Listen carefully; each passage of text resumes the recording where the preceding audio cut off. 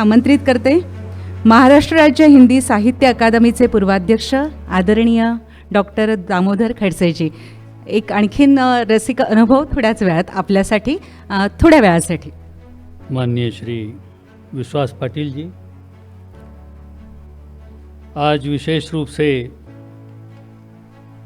हम कविता के कार्यक्रम के विमोचन के लिए आए हैं और मुझे लगता है कि कविता सचमुच यदि किसी ने जी है और वे हैं शंकर बाबा पाडड़कर जी,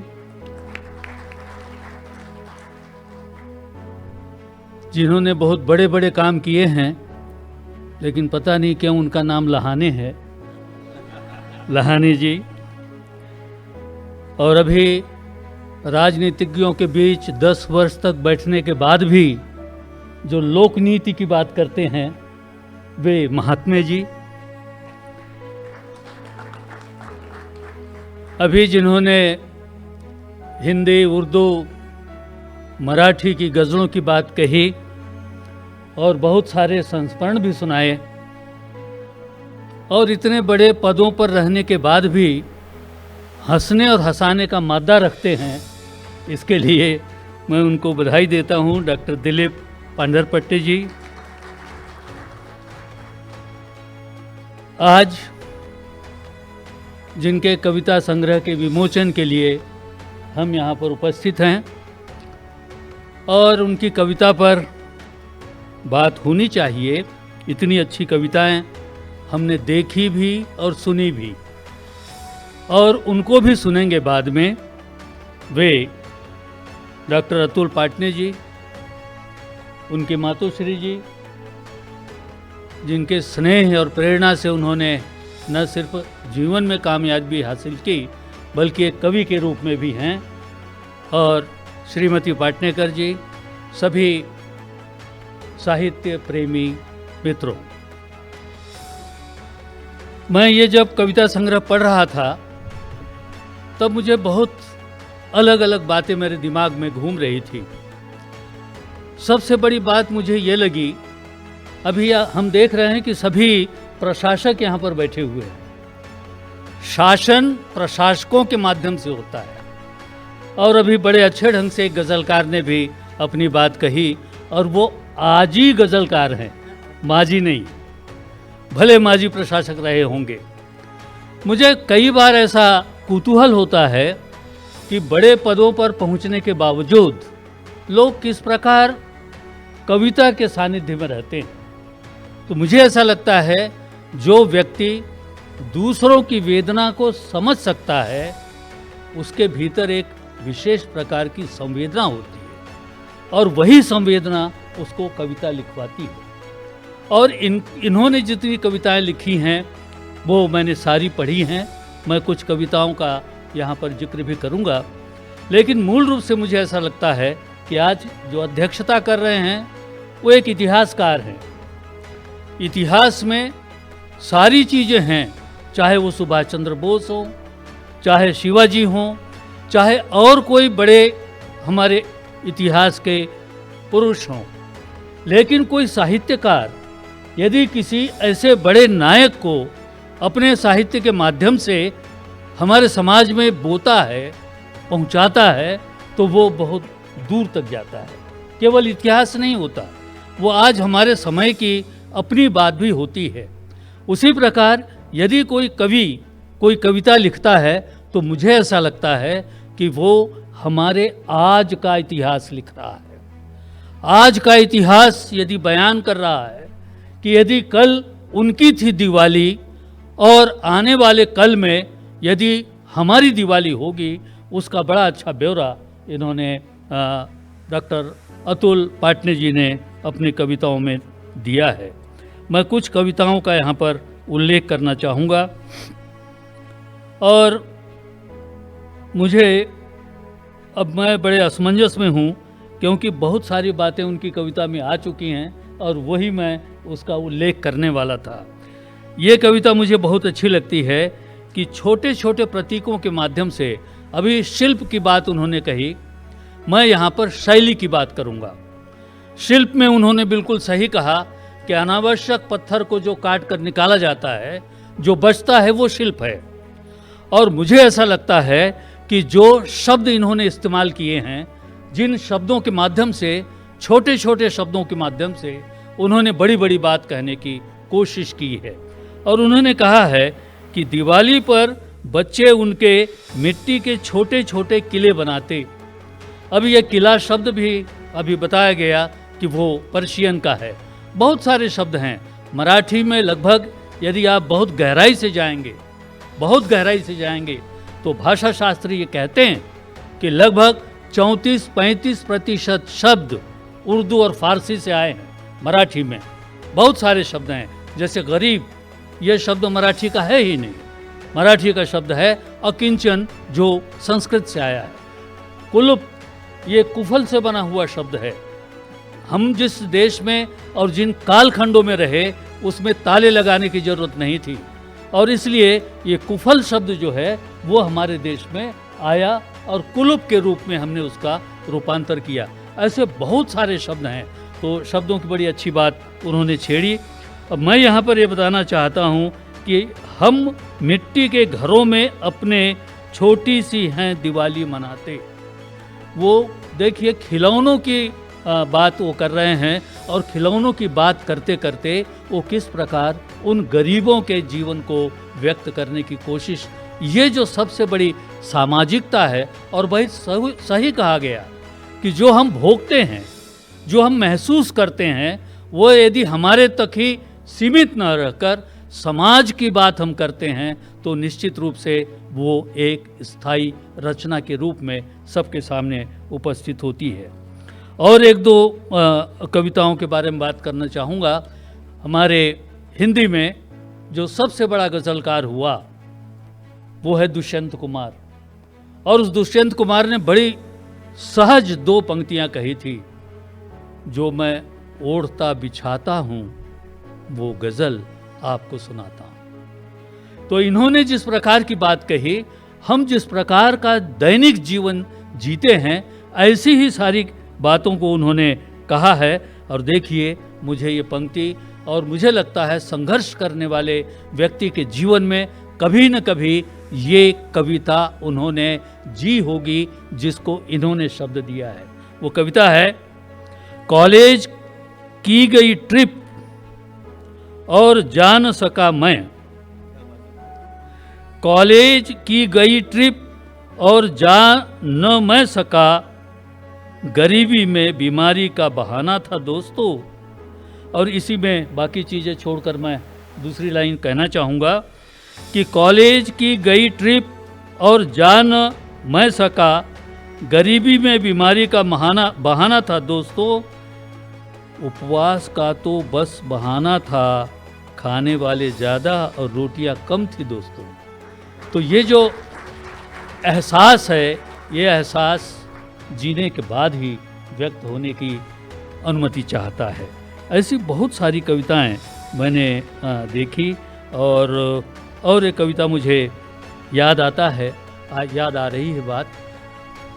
इन्होंने अपनी माँ के हाथों से ये विमोचन करवाया, और आज कई बार अक्सर इस प्रकार के जो रिश्ते हैं, उन रिश्तों को बुनने के लिए समाज को चिंतित होना पड़ता है। लेकिन यदि विमोचन उनके हाथ से हुआ, और वो यदि कहते हैं, इसको आप ध्यान से सुनिएगा, ये उन्हीं की कविता है जिसका उल्लेख करना बहुत आवश्यक है। और यहाँ पर माता जी भी बैठी हैं। मैं हर जगह कभी भी सीना तान लेता हूँ, मैं हर जगह कभी भी सीना तान चल लेता हूँ, क्योंकि अभी भी माँ के सामने मैं झुक लेता हूँ। तो जो माँ के सामने झुकता है, वो किसी के सामने भी सीना तान कर चल सकता है। ये कितनी बड़ी बात उन्होंने केवल दो पंक्तियों में कहने की कोशिश की है। आज मेरे पूर्व वक्ता ने बहुत अच्छे ढंग से अपनी कविता और राजनीतिज्ञ की बात कही। इन्होंने राजनीति को बिल्कुल नहीं छुआ, लेकिन कई जगहों पर संकेतों के माध्यम से उन्होंने अपनी अभिव्यक्ति दी है। उसमें से एक कविता मुझे लगती है नुक्कड़। नुक्कड़ में कहते हैं, देश भले बसता हो गांव और शहरों में, यह बात गांठ बांध लो, गांठें उसकी नुक्कड़ हैं। बंधी रहें तो मंगल है, और खुल जाए तो दंगल है। तो ये जो नुक्कड़ जगह जगह हम देखते हैं कि अभी चुनाव हुए हैं और तमाम तरह के लोग नुक्कड़ों पर अपनी बात, अपना विचार, अपने एहसास, अपनी मन की बात, माने लोगों के मन की बात कह रहा हूँ, आप उसको अन्यथा मत लीजिएगा, वो आपस में नुक्कड़ में ही करते हैं। और यदि नुक्कड़ में मंगल है तो बहुत अच्छी बात है, और यदि खुल गई गांठ तो दंगल भी हो सकती है। इस प्रकार बहुत सारी धारणाएं, योजनाएं, कोशिशें उनकी कविताओं में है। एक कविता है उनकी, बड़ी मुश्किल से भूलने का मैं हुनर सीख पाया हूँ, तभी तो ज़िंदगी में लड़ने का हौसला जुटा पाया हूँ। तो बहुत सारी चीज़ें जीवन में भूलनी पड़ती है हमको, बहुत सारे लोगों को माफ़ भी करना पड़ता है, तब जाकर लड़ने का हौसला हम पाते हैं। ऐसी बहुत सारी कविताएं बहुत अच्छा लगता है। और किसानों के बारे में भी उन्होंने लिखा है। इसको यदि मैं समेटने की कोशिश करूं तो मैं ये कहना चाहूँगा कि इन्होंने जीवन को बहुत गहराई और करीब से देखा है, और जो देखा है उसी को लिखा है। आम तौर पर ये कहा जाता है कि कवि केवल काल्पनिक बातें करता है, लेकिन ये कवि काल्पनिक बातें नहीं कर रहे हैं। उन्होंने जो देखा, जो दिखा उनको, वो सारा का सारा उन्होंने शब्दबद्ध किया है। एक किसान पर जो कविता उनकी है वो भी बड़ी मार्मिक कविता है। वो कहते हैं, सिर पर है कर्जे का भार, ऊपर से अकाल की मार, झूल रहे हैं किसान फंदे पर, तरस खाओ विधवा बच्चों पर, पूछो तो उनकी इतनी सी चाह, बस एक पुतला कम बनाओ।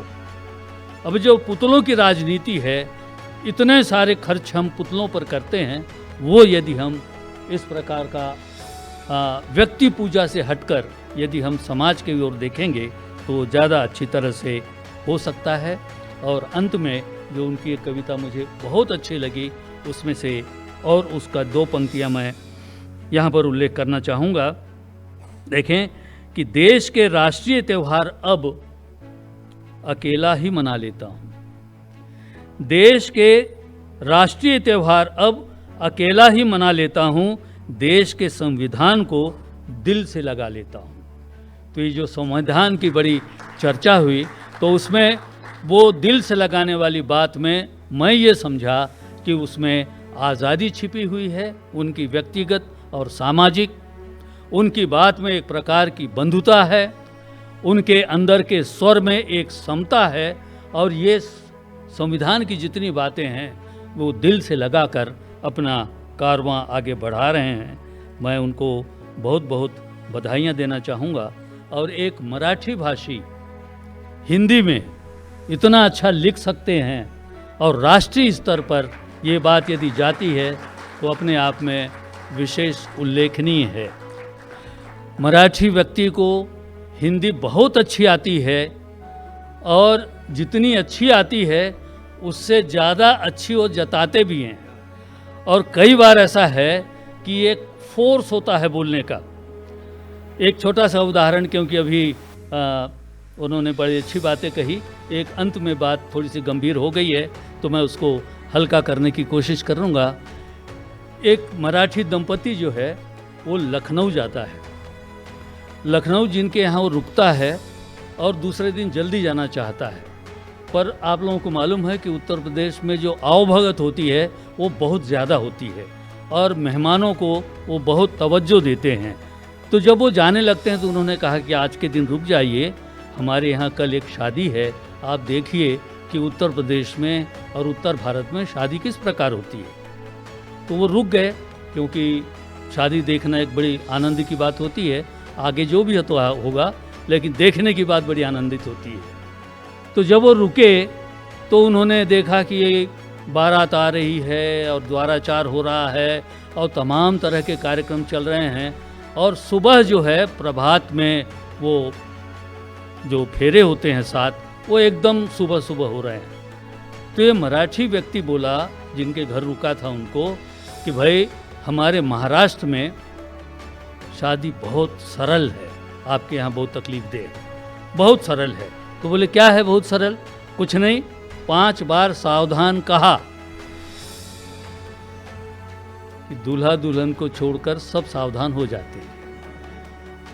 तो बोले और कोई कार्यक्रम नहीं होते? दूर दूर से लोग आते होंगे, मेहमान आते होंगे, मित्र आते होंगे।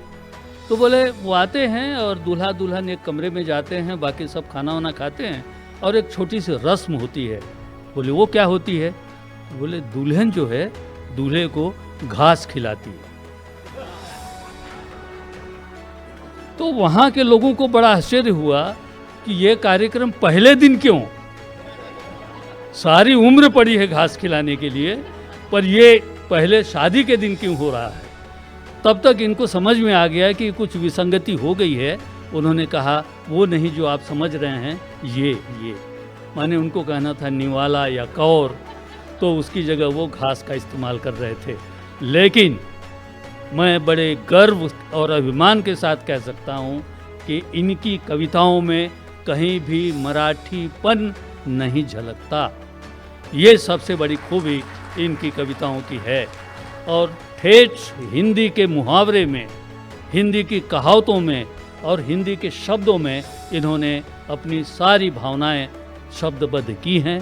मैं फिर एक बार आप सब की ओर से उन्हें बधाइयाँ देता हूँ, और वो अपनी यात्रा निरंतर आगे बढ़ाते रहें और हिंदी जगत में अपना झंडा फहराते रहें। बहुत बहुत धन्यवाद। नमस्कार।